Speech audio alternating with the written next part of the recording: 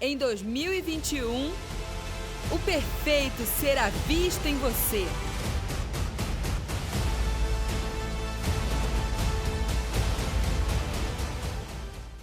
Bom, mais uma vez queria cumprimentar, mais uma vez não sei se eu cumprimentei os irmãos da TV Rica, sejam todos bem-vindos essa noite.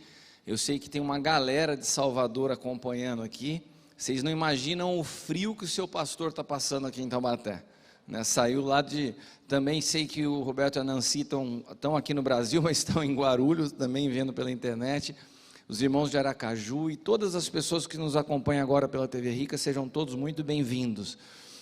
Assim como nós ouvimos na palavra da profeta Noma, parece que Deus tem nos alinhado a um entendimento de que essa pandemia ela não foi um fato isolado na história.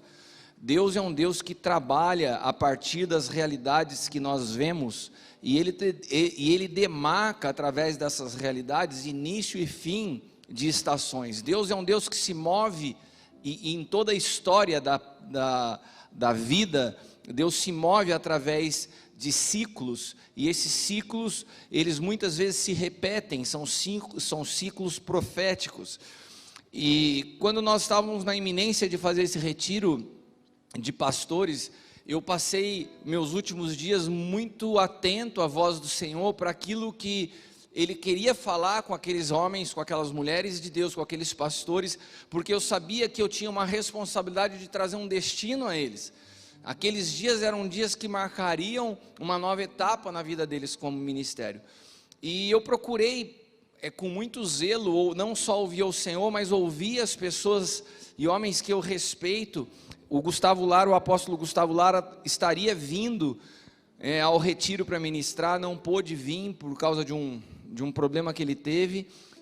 Mas eu perguntei para ele: apóstolo, o que Deus estava colocando no teu coração? O que o Senhor vinha falando com você, que você pretendia ministrar aqui? Daí, quando o Gustavo não pôde vir, eu troquei uma ideia com ele, ele falou mais ou menos o que Deus estava falando com ele.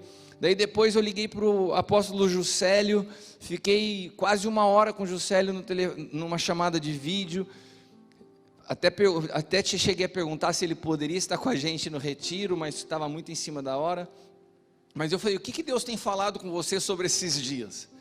E eu fui procurando discernir não só o que o Senhor estava falando comigo, mas o que os meus irmãos, os pastores, profetas e apóstolos de diferentes lugares estavam ouvindo. E eu consegui então entender como que um fio condutor de algo que o Senhor está falando com todos, que inclusive se soma ao que a Norma disse. A Norma está falando sobre uma necessidade da terra para uma nova estação. Os ministros de hoje, eles entram numa atmosfera onde a compaixão vai ser muito importante. Ela falou sobre isso, não sei se todos entenderam. Mas, então eu compreendi que aquela palavra ministrada não era só uma palavra para aqueles pastores que estavam no retiro, era uma palavra para a igreja, para essa temporada. E para essa noite, ela se torna bastante profética, porque ela marca também a nossa entrada num novo semestre e a entrada de alguns homens e mulheres nessa noite numa nova responsabilidade, numa nova dimensão ministerial. Eu quero ler 2 textos iniciais que vão pautar a mensagem dessa noite. O primeiro deles é Êxodo 4, do versículos 24 ao 26, diz assim: durante a viagem ao Egito, num lugar onde Moisés e sua família estavam passando a noite, o Senhor se encontrou com Moisés e procurou matá-lo. Sim, Deus já teve vontade de matar Moisés. Aí Zípora, a sua mulher, pegou uma pedra afiada, cortou o prepúcio de seu filho e com ele tocou o pé de Moisés e disse: você é um marido de sangue para mim. Ela disse isso por causa da circuncisão. E assim o Senhor deixou Moisés viver. A esposa de Moisés livrou Moisés da morte, por causa da negligência de Moisés com aquilo que era responsabilidade dele como pai, como marido, como sacerdote de uma casa. Agora vamos para outro texto, Josué, capítulo 24, versículos 13 e 15. 13 ao 15. E eu vos dei a terra em que não trabalhastes, cidades que não edificastes, e habitais nelas, e comeis das vinhas e dos olivais que não plantastes. Agora, pois, temei ao Senhor e servi com sinceridade e com verdade. Deitai fora os deuses, aos quais serviram os vossos pais além do rio e no Egito, e servi ao Senhor. Porém, se vos parece mal aos vossos olhos servir ao Senhor, escolhei hoje a quem sirvais, se aos deuses a quem serviram vossos pais, que estavam além do rio, ou aos deuses dos amorreus, em cujas terras habitais. Porém, eu e minha casa serviremos ao Senhor. Amém? Senhor, nós te damos graças nessa noite, por uma noite profética, para uma noite onde nós queremos que o Senhor seja ouvido neste lugar, e eu me rendo à tua vontade, que todo espírito seja levado cativo ao teu senhorio, e que a tua vontade seja estabelecida nessa noite, em nome de Jesus. Amém. Eu li dois textos totalmente distintos. A conexão que existe nesses dois textos é que eles apontam dois homens, que o segundo é sucessor do primeiro, duas terras, Moisés, e o texto de Moisés acontece no Egito e nos primeiros trechos do deserto, na saída do Egito, e o segundo texto, ele já é escrito quando o povo já adentrou Canaã. Existem também nesses dois textos duas estações diferentes, e quando existem estações diferentes, existem maneiras diferentes de Deus agir. Repita comigo: Deus se move diferente em cada estação. A maneira como Deus se movia no antigo pacto é diferente da maneira que Deus se move hoje no novo pacto. Amém? Isso é claro para vocês? A maneira como Deus tratou com Moisés também era diferente da maneira que Deus tratou com Josué, ainda que os dois estivessem no mesmo pacto, mas eles estavam no mesmo pacto em estações diferentes. Então, quando muda a estação, muda a movimentação. Nós precisamos estar atentos à movimentação da nuvem. Nós precisamos estar atentos à voz do Senhor em todo o tempo. Na primeira situação nós vemos Moisés, e eu fiz questão de ler esse texto, porque Moisés foi chamado para libertar o povo do Senhor do Egito. A palavra que o Senhor me deu, eu denominei essa primeira estação de Deus operando no modo resgate. Repita comigo: modo resgate. Ele ligou a chavinha modo resgate, e Moisés operou no modo resgate. Para operar no modo resgate, Deus tolera algumas coisas. Para operar no modo resgate, Deus permite um tipo de movimentação. Para operar no modo resgate, um homem que é um líder, mas que não sabe ser filho, que não sabe ser pai, que não sabe cuidar das responsabilidades de uma casa, para operar no modo resgate, esse homem pode ser útil. Mas o segundo texto que nós lemos é um texto que trata a respeito de Josué na terra prometida. Se lembre que o Egito é uma alusão à nossa natureza adâmica, e a Canaã simboliza a vida de Cristo. São duas naturezas representadas por essas duas terras. A transição do povo do Egito para Canaã expressa a nossa transição de Adão a Cristo.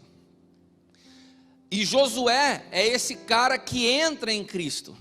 E por que Moisés não pode entrar? Porque Moisés, ele tinha duas representações: do homem natural, mas também ele simbolizava uma figura profética. Qual a figura profética que Moisés simbolizava? Moisés é o símbolo da lei. Todas as vezes que você vê nas escrituras a figura de Moisés, ele representa a lei. E a lei não pode adentrar o ambiente da graça. Canaã simboliza o tempo da graça. Canaã simboliza um tempo de edificação. Canaã simboliza essa nova vida sendo desenvolvida em Cristo. E nessa nova vida, a lei não pode compartilhar nessa nova temporada. Quando se encerra o período de ação e movimentação de Moisés, ali o Senhor está nos dando um sinal profético, a lei não pode adentrar a graça. Quando se encerra a movimentação de Moisés, Deus está nos dando um outro sinal. O tipo de movimentação no modo resgate não serve para o segundo modo que eu chamei de modo edificação. Então nós temos duas teclinhas que Deus aciona. Uma se chama modo resgate, aonde Deus tolera um comportamento. Existe um tipo de ministro, existe um tipo de homem, existe um tipo de mulher, que mesmo com suas debilidades, com relação à compreensão de família e de casa, podem ser úteis quando Deus opera no modo resgate. Mas quando Deus opera no modo edificação, você já não pode mais ter esse tipo de pessoa. Precisa de alguém que bata no peito e fala assim: eu e minha casa serviremos ao Senhor. O que isso quer dizer? E eu quero que você não traga isso para o aspecto nessa noite. O entendimento que eu tenho para essa noite é diferente do entendimento que eu tenho quando eu estava ministrando para os casais de pastores naquele retiro. Hoje, quando nós falamos de família, quando nós falamos de casa, nós estamos falando desse ambiente, dessa casa paterna onde todos nós fazemos parte, que se chama Sonho de Deus. Amém?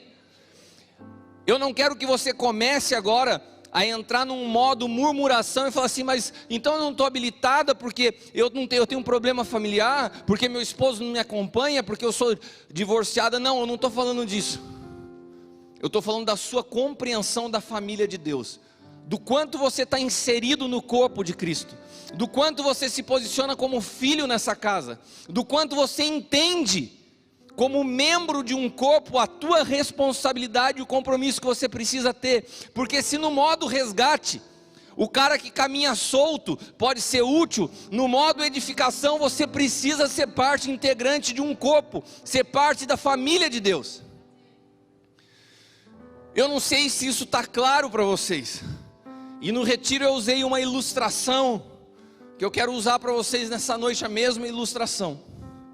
Como eu falei para vocês, nós estávamos num hotel, pé na areia, que tinha uma estrutura muito legal. Entre a estrutura que tinha caiaque, tinha prancha de stand-up, e de frente para a praia. Daí eu perguntei para os pastores e eu pergunto para vocês. Imagina, e eu não sei se vocês sabem, mas a praia da Itamambuca tem muita onda, né? Daí imagina que você está caminhando pela areia da praia ali na frente do hotel, e de repente você olha para o mar e vê seu filho se afogando. Seu filho está se afogando, e você está vendo aquelas ondas, você fala assim: o que eu faço? Você vem correndo para o hotel, vê aquele caiaque, mas o hotel está fechado. Então você quebra aquela porta de vidro do hotel, você dá uma marretada na porta, quebra, rouba o caiaque, vai correndo para a praia e resgata o seu filho. Na mesma noite, todos os jornais da cidade vão falar assim: esse pai é um herói. Ele quebrou o hotel, ele pegou um caiaque e conseguiu resgatar o filho. Amém? Você entende isso aqui? Agora imagine uma outra cena. Então entenda, eu estou falando do primeiro modo, modo resgate.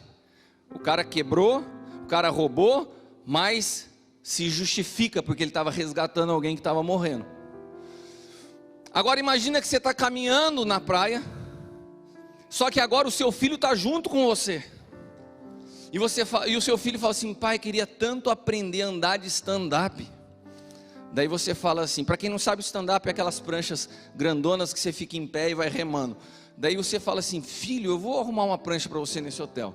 Daí você chega, o hotel está fechado. Daí você fala: sabe de uma coisa? Daí você quebra o hotel, pega a prancha de stand-up e ensina o seu filho a andar de stand-up. Quando você sai da água, tem um policial na areia já com uma algema te esperando. Por que que na segunda situação, aquilo que você fez exatamente igual na primeira situação não é tolerado na segunda? Porque a primeira situação você está agindo no modo resgate. Quando nós operamos no modo resgate, algumas coisas são toleradas. Quando nós estamos no modo edificação, já não se permite as coisas que se permitia no modo resgate. Quando Josué inicia essa nova movimentação da parte de Deus, ele faz uma alusão a tudo que se ficou antes do rio. Olha, o que estava antes do rio tinha um movimento. Então, se você estava brigado com a sua esposa, se as coisas não estavam ajustadas, cara, está tudo certo. Agora, depois do rio, as coisas mudaram. E havia um marco geográfico que demarcava que eles estavam entrando numa nova estação. Eu entendo pelo Espírito que essa pandemia está marcando um antes e um depois de uma movimentação de Deus sobre a face da terra. Durante os últimos anos e durante as últimas décadas, Deus esteve operando sobre a terra no modo resgate. Se você olhar a história da nossa nação, homens como o apóstolo Luiz Hermínio foram levantados para resgatar, para derrubar, para destruir estruturas da religião, resgatar pessoas de uma religiosidade. Mas ficamos como uma terra assolada no evangelho nessa nação. Muitas pessoas foram desconstruídas, mas existe um cenário de caos que agora precisa de edificação. E essa temporada de edificação, o Senhor me falava, ela se inicia nesse período pós-pandemia. Existe não só um povo que precisa ser edificado, mas a própria igreja. Pessoas que foram resgatadas, pessoas que foram arruinadas na sua maneira de pensar e inclusive nas suas estruturas. Todas as suas estruturas. Estruturas financeiras, estruturas emocionais, estruturas familiares. E essas pessoas precisam ser edificadas. Por quem? Por um povo que esteja alinhado com a movimentação dos céus.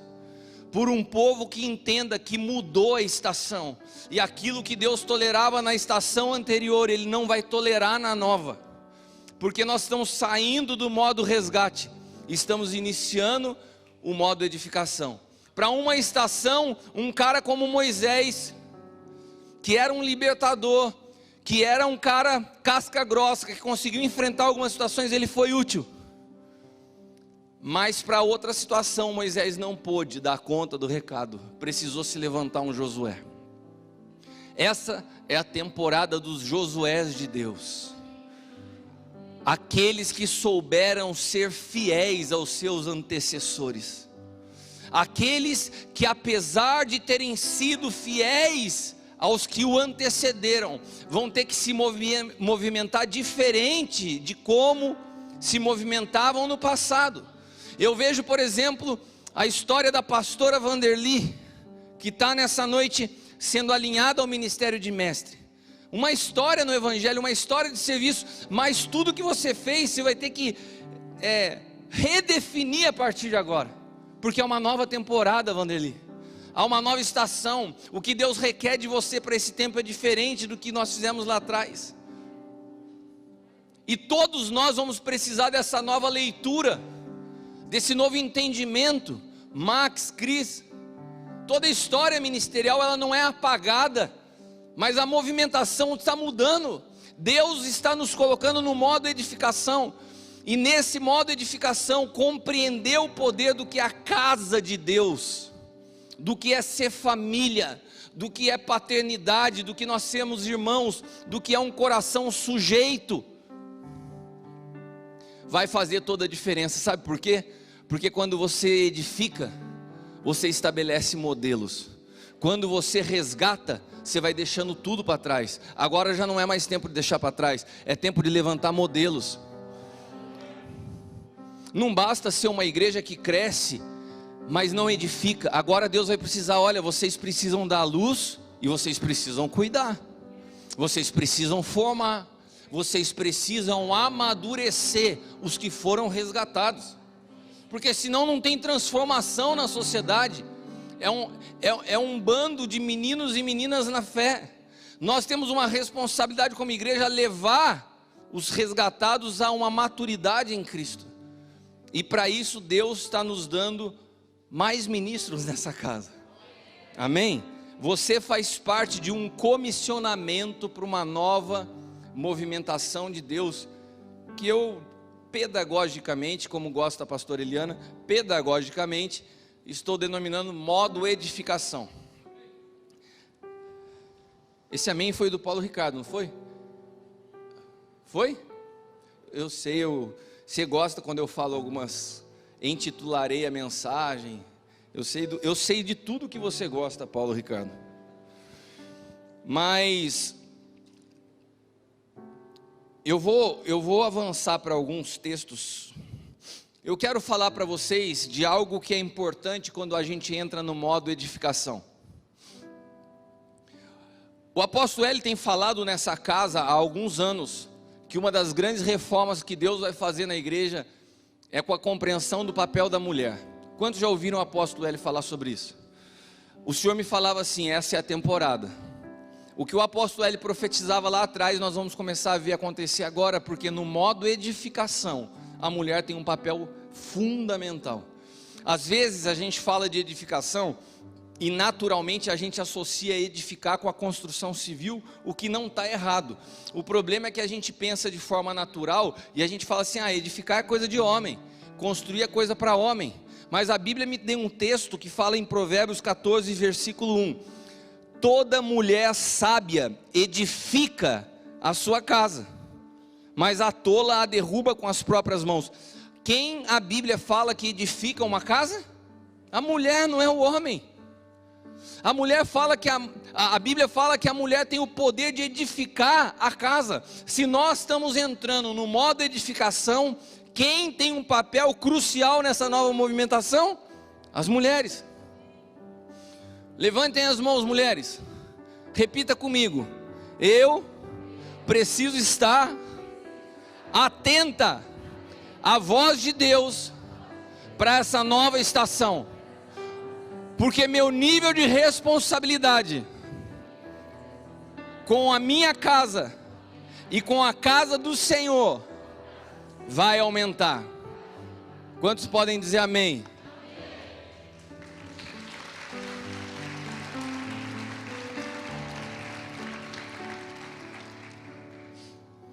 Eu sempre falo que Deus concebeu o homem como cabeça da casa, não como sacerdote, porque o sacerdócio em Cristo, ele foi estendido ao homem e à mulher. O Cristo que a pastora Luciana Acas porta, ele não é inferior ao Cristo que eu porto. O sacerdócio dela não é menor do que o sacerdócio meu. Nós caminhamos no mesmo sacerdócio, da mesma ordem de Melquisedeque. Ela é tão sacerdote como eu. A pastora Eliana é tão sacerdote na sua casa quanto o Alexandre. A Zelinda é tão sacerdote na sua casa como o Eduardo. E quando nós falamos da igreja, casa do Senhor, você que é solteiro, você que é solteira, todos nós somos sacerdotes do Senhor. Agora, quando a gente entra no aspecto de casa e entendemos uma casa numa dimensão maior, ministerial, tem que ter um cabeça. Assim como na casa o homem é o cabeça, numa casa coletiva como essa tem um pai que é o cabeça. Isso não diz que o nosso sacerdócio é inferior, mas que existe uma ordem, que Deus, para produzir sua vontade sobre a face da terra, Ele ordena as coisas. Então, nesse período de edificação, nós vamos precisar entender que a mulher tem esse papel importante, esse papel crucial, porque Gálatas, quando Paulo escreve aos Gálatas no capítulo 3, dos versículos 24 ao 28, ele fala assim: de maneira que a lei nos serviu de aio para nos conduzir a Cristo. A lei era como uma bússola, né? Mas quando a gente chegou a Cristo, a gente chegou no destino final, não precisa mais da lei. Irmãos, é como hoje nós utilizamos um GPS, um Google Maps, um Waze da vida, para você chegar no destino. Você imagina que para eu chegar na casa do Léo lá em Salvador, eu pego um carro aqui e ligo o meu GPS, e daí eu vou dirigindo, de repente eu cheguei na casa dele. Eu cheguei na casa dele, não tem o menor sentido eu continuar com o GPS ligado, andando em cada cômodo. Falei assim, deixa eu continuar com o GPS aqui. Não, eu já cheguei aonde eu tinha, isso aqui só serviu até aqui. A lei era um aio, um tutor, um guia, um GPS para se chegar a Cristo. Chegou a Cristo, desliga a lei, não tem mais o sentido hoje. Amém? A lei serviu para quê? Para nos apontar a Cristo, para que pela fé fôssemos justificados. Mas depois que veio a fé, já não estamos mais debaixo do aio, já não usa mais GPS, você já chegou no destino. Porque todos sois filhos de Deus pela fé em Cristo Jesus. Porque todos, quando fossem batizados em Cristo, já vos revestistes de Cristo. E daí ele fala um texto que é clássico na restauração do papel da mulher. Não há judeu, nem grego, nem escravo, nem livre, nem macho, nem fêmea. Não tem mais essa diferença de gênero quando chegamos em Cristo.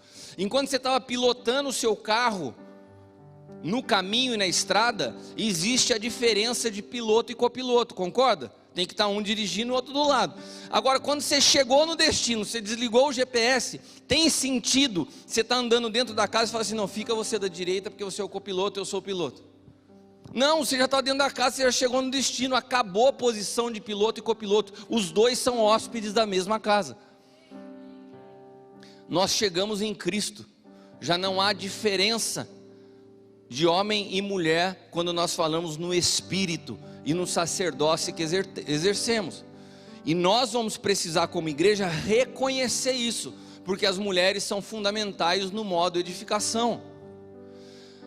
No modo resgate, Deus tolerou uma igreja que não sabia reconhecer o papel da mulher. No modo edificação, Deus não vai tolerar.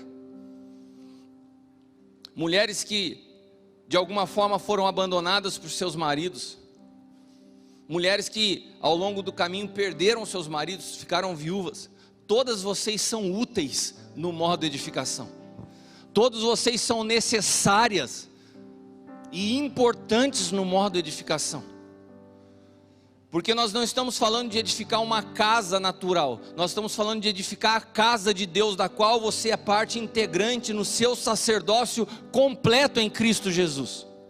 Você não está pela metade, porque assim como eu, você está casada com Cristo. Amém? A mulher, ela tem o poder da palavra na edificação. A mulher tem o poder de penetrar o coração dos filhos, para que esses filhos honrem seu pai. E isso muda ambiente e atmosfera, aonde existem mulheres sábias, porque a Bíblia fala o seguinte, que a mesma mulher que edifica a casa, essa mesma mulher, ela pode destruir uma casa. O que muda se ela opera em sabedoria ou se ela opera em tolice. Se ela for sábia, ela edifica, se ela for tola, ela derruba o que Deus está querendo fazer na vida dela. Então, a mulher precisa, eu estou falando para o quão preciosa cada uma de vocês são para esse tempo, mas eu estou falando da responsabilidade que aumenta. Vocês precisam estar atentas com a palavra, porque vocês portam um poder na palavra, um poder de estabelecer honra ou vergonha. Eu me recordo nos dias mais difíceis que eu vivi, a Leila tinha uma capacidade de me honrar e manter uma posição de honra para mim diante dos meus filhos, que era, além de constrangedor, me dava forças, porque quando eu não me sentia apto a nada, e ela me olhava com o mesmo olhar de admiração, e ela conduzia as coisas dentro de casa, de me posicionar no mesmo lugar, de elogiar coisas que eu nem estava vendo, aquilo me dava força para continuar. Porque pior do que um homem se sentir fracassado no mundo, é ele se sentir fracassado dentro do seu ambiente doméstico, porque não tem ninguém que conheça mais a verdade de um homem do que a sua esposa. Então a mulher, quando ela quer ferir, ela não sabe brincar, ela fere mesmo, porque ela te conhece. A mulher tem capacidade de conduzir a atmosfera. Uma mulher pode encher uma casa de gratidão ou de murmuração. Uma mulher tem essa capacidade. Os dias podem ser bons ou os dias podem ser maus. O que determina a atmosfera da casa não é o homem, é a mulher. Ah, estou ganhando muito dinheiro, as coisas estão muito bem, beleza. Estou ganhando pouco dinheiro, as coisas estão bem apertadas. Dependendo da mulher, beleza.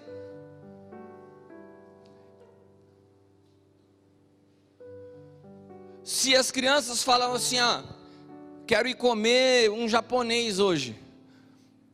A Leila falava assim, ela poderia falar de duas maneiras, né? Eu sempre uso essa ilustração. Ela poderia falar de duas maneiras. Para de ficar atormentando seu pai com isso. Você não está vendo que a gente não tem dinheiro, que não dá para comprar um japonês? Ou ela poderia falar assim, eu estava com vontade de comer uma esfirra, R$1, né? Eu prefiro uma esfirra. O que vocês acham? Você entende que é a mesma coisa, mas a maneira de conduzir a atmosfera está na mão da mulher? Graças a Leila, meus filhos não foram alimentados num espírito de miséria nos dias de dificuldade que enfrentamos. Graças a Leila, eu chegava em casa e mesmo com o mundo caindo lá fora, eu me sentia feliz e em paz dentro da minha casa. Porque ela soube edificar. E isso, quando nós transportamos ao ambiente da igreja do Senhor, é a mesma coisa. Pode ser que você não entenda a correção de um pai. Pode ser que você não entenda porque algumas pessoas são levantadas ao ministério e parece que você está sempre sendo esquecido. Mas existem mulheres nessa casa que numa palavra podem transformar o ambiente. Podem trazer paz, pode falar assim, não, conheça o coração do apóstolo L, entenda que tudo tem um tempo diante do Senhor, o teu tempo vai chegar. Ou você pode ser alguém que fomente um ambiente de murmuração. Isso está muito mais na mão da mulher do que no do homem. As mulheres estão entendendo a responsabilidade para essa nova estação. Nós estamos saindo do modo resgate e entrando no modo edificação. Algumas coisas que eram toleráveis por Deus no comportamento de mulheres no modo resgate não vão ser permitidas e toleradas por Deus no modo edificação. Eu não estou falando que não vão ser toleradas por mim. Eu não estou falando que não vão ser toleradas pelo ministério Sonho de Deus. Eu estou falando que Deus não vai tolerar alguns comportamentos que antes Ele tolerava, porque mudou a estação. Deus está alinhando não só as nossas famílias naturais, mas a nossa família na fé. Isso vai passar diretamente por um alinhamento familiar, mas não é o meu ponto nessa noite. Essa mesma reforma de entendimento que nós vamos precisar ter para entender a movimentação na casa de Deus, nós vamos precisar entender também dentro de casa. Algumas coisas que Deus tolerava dentro do que nós vivíamos como família até hoje não vão ser mais toleradas. Vão nos desabilitar para essa nova estação. Uma outra situação que foi tolerada por Deus no modo resgate, mas se tornou impeditivo para a nova estação, foi a murmuração. Repita comigo, murmuração. O povo no deserto murmurava. O povo que caminhava com Moisés era murmurador. Mas esse povo não pôde adentrar o modo edificação. Porque no modo edificação, Deus não tolera murmurador. E a murmuração, ela só é a manifestação externa de um interior que na verdade está cheio de avareza. A murmuração é só o fruto da avareza. O murmurador, ele murmura porque ele é avarento. Irmãos, eu quero que essa palavra fique gravada no teu espírito, porque ela vai marcar os nossos próximos anos. Nós vamos precisar aprender o contentamento em todas as circunstâncias da nossa vida. Porque o avarento, nos dias de calmaria e nos dias de abundância, ele vai bem.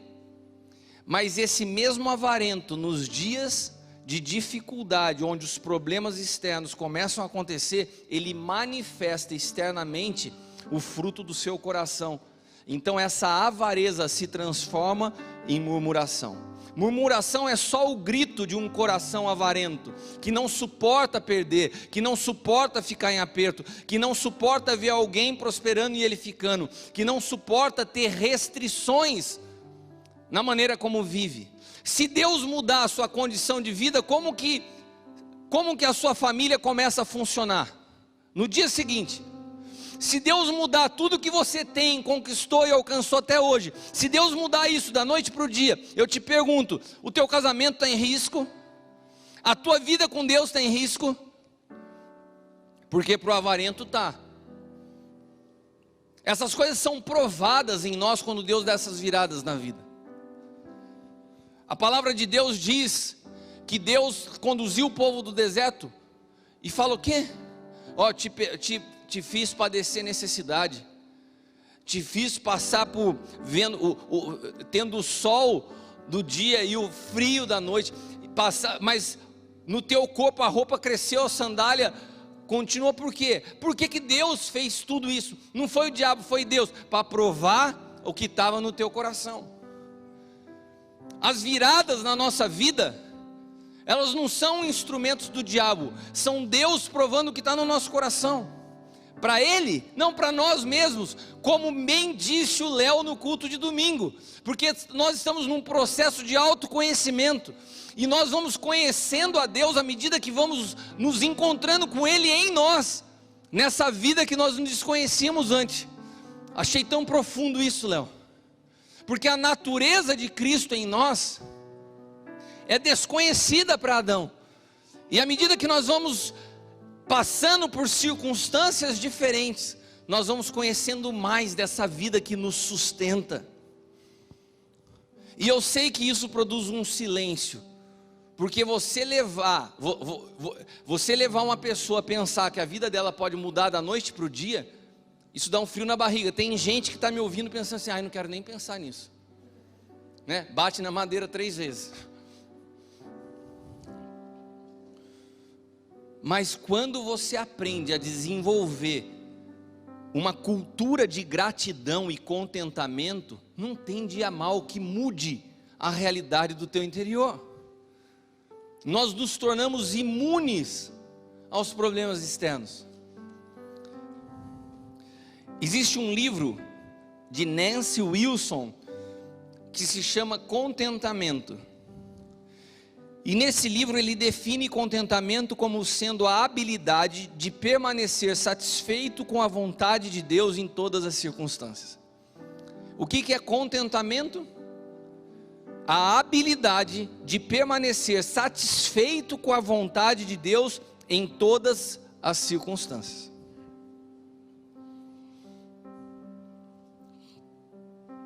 A avareza, ela faz exatamente o contrário. Ela produz em nós uma insatisfação em todas as circunstâncias. Nunca está bom. A avareza nos induz ao caminho da insatisfação com aquilo que possuímos. E ainda mais, ela vai gerando em nós uma inquietação por aquilo que nós não temos. Ai, queria ter tanto isso. Daí o avarento já manifesta isso como murmurando. Bendita empresa que não aumenta o meu salário, que não me dá condições de poder comprar o carro que eu queria ter. Ao invés disso, aquele que está operando em contentamento, em gratidão na natureza de Cristo, ele está assim, Senhor, obrigado por eu ter um carro hoje para poder sair daqui na minha casa, da minha casa para a igreja nesse frio. O avarento está com o mesmo carro, falando assim, caramba, mas eu queria um carro melhor, esse carro não tem aquecimento interno. É a mesma realidade. Um consegue ser contente, outro consegue ver coisa ruim em tudo. E o apóstolo Paulo, ele fala que ele aprendeu isso quando ele transicionou de um modo para o outro. O apóstolo Paulo viveu muitos anos no modo resgate. Deus tolerou muitas coisas da vida dele. Deus tolerou a ignorância dele com relação ao evangelho de Cristo. Mas de repente a luz que ilumina o seu entendimento, ela vira o modo operante de Deus na vida de Paulo e fala assim, agora meu amigo, ou você muda, ou o que você fazia não é mais tolerado, mudou a estação. E aquele mesmo Paulo, intolerante, perseguidor. De repente esse cara está preso numa masmorra, numa condição horrorosa. Em Filipenses capítulo 4, versículos do 11 ao 13, ele diz: eu não digo isso por necessidade, porque eu aprendi a contentar-me com o que tenho. Isso foi um aprendizado na vida de Paulo. Um aprendizado com o quê? Com a vida? Não com a vida secular, com a vida de Cristo que foi formada nele. A natureza de Cristo manifesta a gratidão. A natureza de Adão, ela tem na sua essência a avareza. Então todas as vezes que você vê um avarento, alguém murmurando, você pode ter certeza que está sendo governado ainda pela natureza de Adão. Porque a natureza de Cristo, ela porta em si mesmo o contentamento. E Paulo fala assim: eu aprendi a contentar-me com o que tenho. Eu sei estar abatido e sei também ter abundância. Em toda maneira, em todas as coisas estou instruído, tanto a ter fartura como a ter fome. Sabe o que Paulo está falando? Se eu tenho muito, eu sou grato a Deus. E se eu tenho fome, eu não culpo a Deus. É o que aquele autor disse no livro que eu falei. Contentamento é você ser grato a Deus em todas as circunstâncias. Você ser grato com a vontade de Deus, ainda que você não compreenda naturalmente. Tanto a ter fartura como ter fome, tanto a ter abundância como a padecer necessidade. Posso todas as coisas em Cristo que me fortalece. Agora, quando ele fala assim, sei estar contente com o que tenho, o que Paulo tinha dentro daquela cadeia, dentro daquela prisão? Irmãos, ele não tinha nada. E ele fala que estava contente com aquilo que ele tinha. Ele tinha uma caneta, que não era bique, era uma pena com tinta, alguma coisa semelhante. Tinha papiro para escrever, isso ele tinha. E tinha uma capa, porque ele estava ficando com muito frio ali dentro, que ele pediu para trazerem para ele. E ele fala assim: nossa, eu estou super contente, é mais do que suficiente para mim o que eu tenho. Gente, esse cara não está falando assim: olha, eu estou contente, eu tenho um carro 2015, não é um carro zero, mas eu estou contente, é um 2015. Eu tenho uma casa, ela é financiada, não está quitada, mas... Ele não está falando disso. Ele não está falando assim: ó, eu estou contente porque eu tenho algumas coisas que não estariam como gostaria de estar, mas estamos levando. Ele não está falando disso. Ele está falando é um cara que está no buraco do buraco da vida. Ele estava aguardando a morte, sem nada, sem nenhum bem material, abandonado pelos seus discípulos, abandonado pela própria igreja. Muitas vezes eu e você, numa condição como essa, nos sentimos abandonados pelo próprio Senhor. Fala: caramba, igual João Batista, cadê Deus? Eu mudei minha vida, eu liguei o modo edificação, gastei meus dias e agora estou acabando. Ele não estava assim, meu irmão. Ele estava assim: olha, tenho mais do que suficiente. E ele está escrevendo dessa condição para animar, para alegrar aqueles que estavam fora em situação muito melhor que a dele. Sabe por quê? Quando você está no modo edificação, nós estamos falando da edificação dos outros. Quando eu ligo o modo edificação, eu não estou preocupado em edificar minha vida, eu estou em função de um trabalho para edificar a vida dos outros. Então Paulo se sente contente porque ele está lá dentro, mas ele continua com o modo edificação ligado. Ele continua. Pode ser que para resgatar alguém, Léo, a condição de preso o cerceasse, mas para edificar alguém ele podia continuar fazendo através das suas cartas. O modo edificação, os olhos saem de você e passam a se colocar em relação ao próximo. E todas as vezes que você tira os olhos de você e coloca em relação ao próximo, é impossível você não se contentar. O que me sustentou nos últimos anos da minha vida, quando eu não podia resolver os meus problemas, é que eu podia de alguma forma ajudar outras pessoas. Isso nos traz contentamento. Então o que nós precisamos para essa nova temporada, e aqui eu termino fechando com o que a profeta Norma disse, é de compaixão. é de coração pelos outros, são de ministros, não só os que estão sendo levantados hoje, mas aqueles que já fazem parte dessa casa, que saiam de um modo operante negligente e entrem no modo edificação e entendam a responsabilidade como família, como casa que você faz parte. Desperta tu que dormes, porque mudou a estação. Nós vamos precisar nos mover como um. Nós vamos precisar nos mover como corpo. Somos uma casa paterna. E precisamos discernir isso no espírito, porque entra uma temporada de Josués que servirão ao Senhor não sozinho, mas com toda a sua casa. Amém? Se coloque de pé.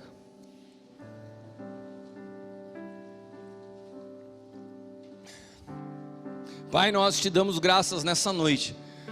Eu coloco diante do Senhor meus irmãos, essa casa da qual eu faço parte. E Pai, nós queremos te dizer que nós estamos atentos. Eis-nos aqui. Envia-nos a cada um de nós para essa nova temporada, conscientes da nossa responsabilidade de edificar a tua casa, edificar a tua igreja, edificar o teu povo. Nos rendemos a ti e nos colocamos disponíveis diante do Senhor. Nós profetizamos, Pai amado, que as coisas que ficam para além do rio não nos acompanham nessa nova temporada. Há uma nova estação, há um novo tempo, há uma nova provisão, há uma nova graça que vem sobre nós. E nós estamos, Pai amado, cheios de expectativa, alegria, para poder participar dessa temporada. Te agradecemos em nome de Jesus. Amém. Você pode aplaudir ao Senhor? Em 2021, o perfeito será visto em você.